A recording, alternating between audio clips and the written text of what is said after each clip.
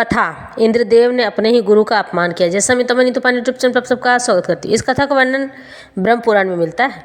कहते हैं कि देव, दानव और मानव ऐसा कोई नहीं है सृष्टि में जो कि गलती न करना जानता हो। हर मनुष्य गलती का पुतला है और गलती करता ही रहता है। कुछ जानबूझकर करते हैं तो कुछ अनजाने में करते हैं। इसलिए तो कहते हैं ना, हरि की शरण लेकर रहनी चाहिए। कहते हैं राम नाम का जप करने से, राम का नाम लेने से मनुष्य के सारी विपदा और विपत्ति का नाश हो जाता है। इसी तरह से भगवान श्री रामचंद्र जी का नाम लेने से हनुमान जी स्वतः आ जाते हैं। तो आज की कथा आरंभ करते हैं।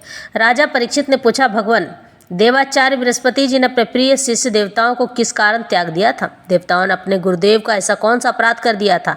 आप कृपा करके मुझे बतलाइए। सुखदेव जी कहते हैं, राजन, इंद्र को त्रिलोकी का ऐश्वर्य पाकर घमंड हो गया था। इस घमंड के कारण वे धर्म, मर्यादा का, सदाचार का उल्लंघन करने लगे थे। एक दिन की बात, वे भरी सभा में अपनी पत्नी सची के साथ ऊंचे सिंहासन पर बैठे हुए थे। 49 मरुदगण, 8 वसु, 11 रुद्र, आदित्य, ऋभुगण, विश्वदेव, साध्यगण और दोनों अश्विनी कुमार उनकी सेवा में उपस्थित थे। सिद्धचारण, गंधर्व, ब्रह्मवादी, मुनिगण, विद्याधर, अप्सराएं, किन्नर, पक्षी और नाग उनके सेवा और स्तुति कर रहे थे। सब ओर ललित स्वर से देवराज इंद्र की कीर्ति का गान हो रहा था। ऊपर की ओर चंद्रमंडल के समान सुंदर श्वेत छत्र शोभायमान था। चंवर, पंखे और महाराजोचित सामग्रियां यथास्थान सुसज्जित थीं। इस दिव्य समाज में देवराज बड़े ही सुशोभित हो रहे थे। इसी समय देवराज इंद्र और समस्त देवताओं के परम आचार्य बृहस्पति जी वहां आ गए। उन्हें सुर असुर सभी नमस्कार करते हैं। इंद्र ने देख लिया कि वे सभा में आए हुए हैं, परंतु वे न तो खड़े हुए और न ही आसन देकर गुरु का सत्कार ही किया। यहाँ तक कि वे अपने आसन से हिले डुले तक नहीं। त्रिकालदर्शी समर्थ बृहस्पति जी ने देखा कि यह ऐश्वर्य के मद और मोह में दोष हो चुका है, यानी कि अहंकार हो चुका है। बस वे झटपट वहाँ से निकलकर चुपचाप अपने घर चले गए। परीक्षित, उसी समय देवराज इंद्र को चेत हुआ, यानी याद आया। वे समझ गए कि मैंने अपने गुरुदेव की अवहेलना की है। वे भरी सभा में स्वयं ही अपनी निंदा करने लगे। हाय हाय, बड़े खेद की बात है कि भरी सभा में मूर्खतावश मैंने ऐश्वर्य के नशे में चूर होकर अपने गुरुदेव का तिरस्कार कर दिया है। सचमुच मेरा यह कर्म अत्यंत निंदनीय है। भला कौन विवेकी पुरुष इस स्वर्ग की राजलक्ष्मी को पाने की इच्छा करेगा? देखो तो सही, आज इसी ने मुझ देवताओं को भी असुरों के से रजोगुणी भाव से पार कर दिया है, भाव से भर दिया है। जो लोग यह कहते हैं कि सार्वभौम राज सिंहासन पर बैठा हुआ सम्राट किसी के आने पर राज सिंहासन से न उठे, वे धर्म का वास्तविक स्वरूप नहीं जानते हैं। ऐसा उपदेश करने वाले कुमार की ओर ले जाने वाले हैं। वे स्वयं घोर नरक में गिरते हैं। उनकी बात पर जो लोग विश्वास करते हुए पत्थर की नाव की तरह डूब जाते हैं। मेरे गुरुदेव बृहस्पति जी की ज्ञान के अथाह समुद्र में मैंने बड़ी श्रेष्ठता की है। अब मैं उनके चरणों में अपना माथा टेक कर उन्हें मनाऊंगा। देवराज इंद्र अपने गुरु को मनाने के लिए बड़े ही उत्साहित हो जाते हैं। परीक्षित, देवराज इंद्र इस प्रकार सोच ही रहे थे कि भगवान बृहस्पति जी अपने घर से निकलकर योग बल से अंतर्ध्यान हो गए। देवराज इंद्र ने अपने गुरुदेव को बहुत ढूंढवाया भी, परंतु उनका कहीं पता न चला। तब वे गुरु के बिना अपने को सुरक्षित न समझकर देवताओं के साथ अपनी बुद्धि के अनुसार स्वर्ग की रक्षा का उपाय सोचने लगे, परंतु वे कुछ भी सोच न सके। उनका मन अशांत ही बना रहा। परीक्षित, दैत्यों को भी देवगुरु बृहस्पति भी देवराज इंद्र की अनबन का पता लग गया। तब उन मंदोन्मत्त और आतताई असुरों ने अपने गुरु शुक्राचार्य के आदेशानुसार देवताओं पर विजय पाने के लिए धावा बोल दिया। उन्होंने देवताओं पर इतने तीखे तीखे बाणों की वर्षा की कि उनके मस्तक, जंघा, बाहु आदि अंग अंग कट कर गिरने लगे। तब इंद्र के साथ सभी देवता सिर झुकाकर ब्रह्मा जी की शरण में गए। शंभु एवं समर्थ ब्रह्मा जी ने देखा कि देवताओं की तो सचमुच बड़ी दुर्दशा हो गई है, अतः उनका हृदय अत्यंत करुणा से भर गया। वे देवताओं को धीरज बंधाते हुए कहने लगे। ब्रह्मा जी कहते हैं, देवताओं, यह बड़े खेद की बात है। सचमुच तुम लोगों ने बहुत बुरा काम किया है। हरे हरे, तुम लोगों ने ऐश्वर्य के मद से अंधे होकर ब्रह्मज्ञानी, वेदज्ञ एवं संयमी ब्राह्मण का सत्कार नहीं किया। देवताओं, तुम्हारे उसी अनीति का यह फल है कि आज समृद्धिशाली होने पर भी तुम्हें अपने निर्बल शत्रुओं के सामने नीचा देखना पड़ रहा है।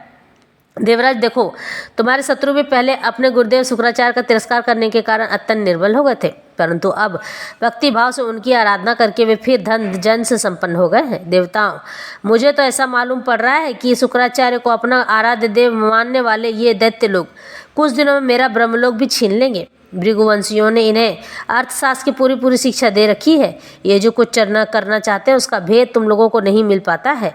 उनकी सलाह बहुत गुप्त होती है। ऐसी स्थितियों में वे स्वर्ग को तो समझते ही क्या है, वे चाहे जिस लोक को जीत सकते हैं। सच है, जो श्रेष्ठ मनुष्य ब्राह्मण, गोविंद और गौवों की अपना सर्वस्व मानते हैं और जिन पर उनकी कृपा रहती है, उनका कभी अमंगल नहीं होता है।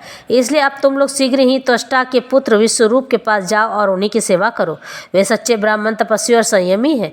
यदि तुम लोग उनके असुरों के प्रति प्रेम को क्षमा कर सकोगे तो उनका सम्मान करोगे तो वे तुम्हारा काम बना देंगे। सुखदेव जी कहते, परीक्षित, जब ब्रह्मा जी ने देवताओं से इस प्रकार कहा तब उनकी चिंता दूर हो गई। वे त्वष्टा के पुत्र विश्वरूप ऋषि के पास गए और उन्हें हृदय से लगाकर यूँ कहने लगे।